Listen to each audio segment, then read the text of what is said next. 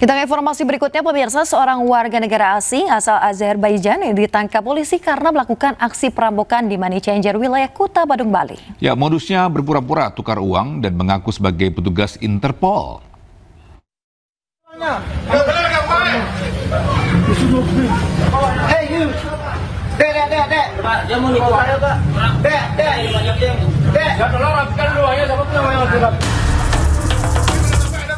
Uang yang berhamburan ini merupakan uang hasil penipuan yang dilakukan dua orang WNA, salah satunya asal Azerbaijan yang berhasil diadang oleh warga di Jalan Wanasegara, Kuta, Bali.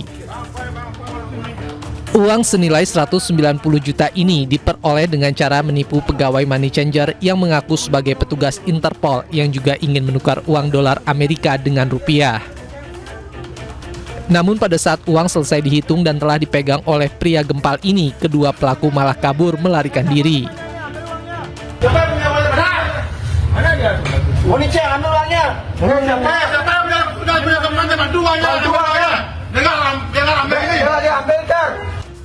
Pegawai Money Changer langsung mengejar kedua pelaku bersama dengan warga sekitar yang langsung memburunya.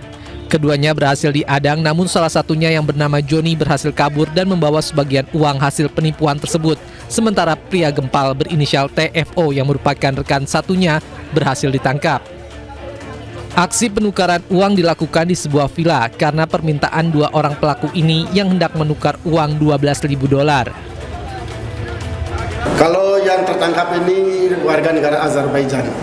Ada pelakunya ada berapa orang? Ada diperkirakan dua, yang satu sempat melarikan diri dan masih dikejar oleh petugas. Motifnya apa, Nan?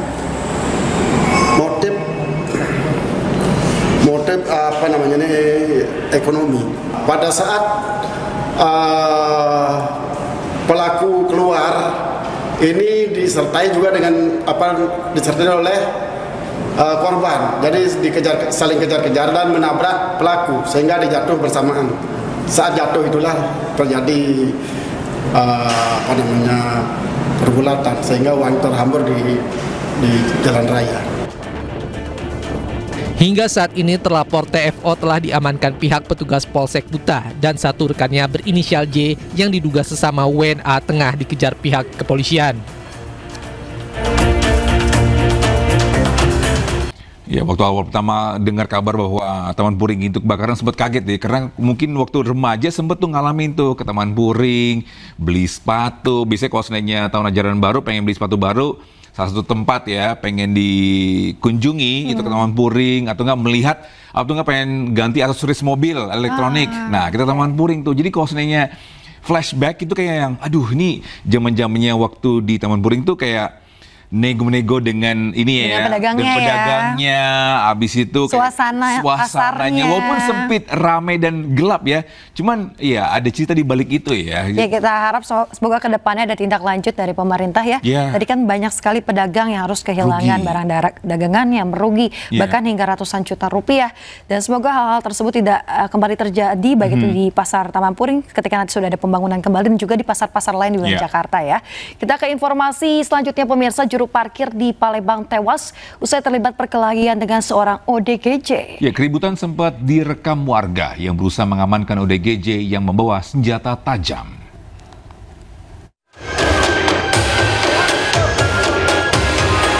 Dari rekaman warga terlihat ODGJ yang mengenakan jaket, memegang senjata tajam, cekcok dengan warga. Juga warga terlihat memegang kayu untuk melakukan perlawanan. Usai keributan, seorang warga yang berprofesi juru parkir jatuh tersungkur dan dinyatakan meninggal dunia setibanya di rumah sakit. Dari keterangan istri korban, pelaku menyerang pada Senin pagi saat warga hendak membuka warung dekat sebuah kantor pos tempat suaminya bekerja.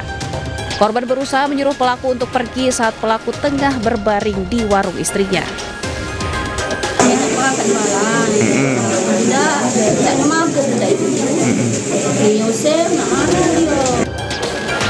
Usai dibawa ke ruang forensik untuk visum, dokter Rumah Sakit Bayangkara Palembang menjelaskan penyebab kematian korban adalah kematian tiba-tiba. Sementara Kapolsek Sukarami Palembang membenarkan peristiwa perkelahian seorang ODGJ dengan korban hingga korban terpeleset dan jatuh. Ini untuk diduga pelaku cekcok keributan tadi sudah kita amankan. Kemudian saksi-saksi atau peristiwa yang di lapangan sudah juga kita ambil keterangan.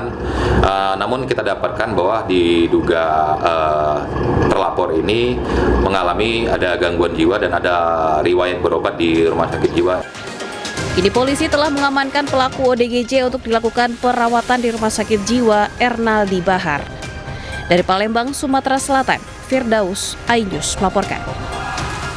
Ya, sementara itu seorang pria agen pulsa di Mandailing, Natal, Sumatera Utara mengaku menjadi korban perampokan hingga membuat warga heboh. Ya, mirisnya pemirsa, usai peristiwa diusut polisi, pelaku telah merekayasa perampokan dengan tujuan menggelapkan uang hasil penjualan 60 juta rupiah. Tapi udah nggak apa-apa lah. Semuanya sehat-sehat aja lah. Cepat ketemu. Tapi biasanya kayak gitu tuh cepatnya itu.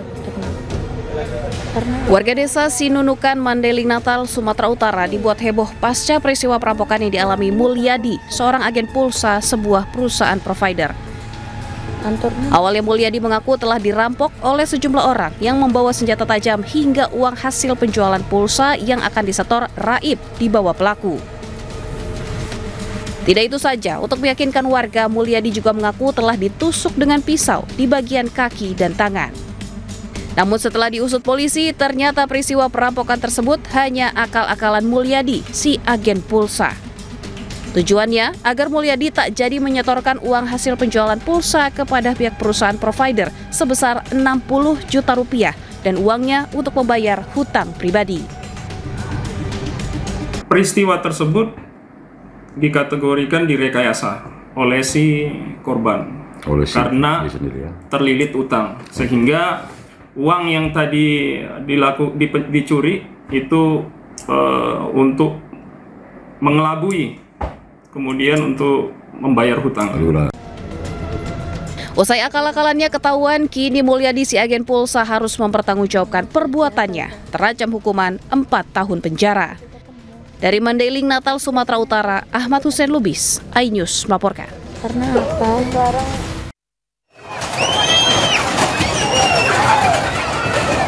Festival Seni dan Budaya Papua yang digelar oleh Perkumpulan Alumni Papua Jawa Timur berakhir ricuh. Sekelompok orang yang mengaku masuk Papua tiba-tiba datang dan menghambur ke tengah acara meminta acara dihentikan. Kepanikan pun tidak terhindarkan. Sejumlah peserta menangis, beberapa di antaranya pingsan ketakutan. Kericuhan bahkan meluas hingga ke area tenan dan pedagang. Berbagai upaya dilakukan oleh petugas gabungan untuk menenangkan situasi, namun gagal. Para pelaku ini menolak pelaksanaan festival karena tidak dilibatkan dalam panitia maupun konsep kegiatan. Karena mereka dari mahasiswa itu tidak dilibatkan dalam kegiatan tersebut. Oh, dalam pagelaran pentas budaya itu ya? Guna menghindari kericuhan memanjang, panggung acara dibongkar. Dari Surabaya, Nur Safai, iNews melaporkan.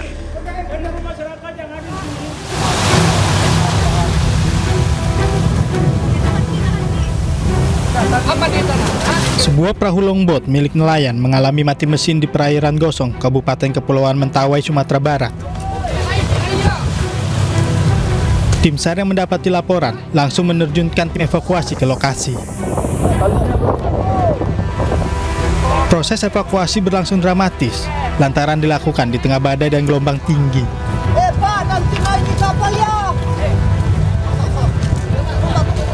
Kedua nelayan berhasil dievakuasi dalam kondisi selamat setelah mengalami kedinginan usai berjam-jam terombang-ambing dihantam ombak dan angin kencang.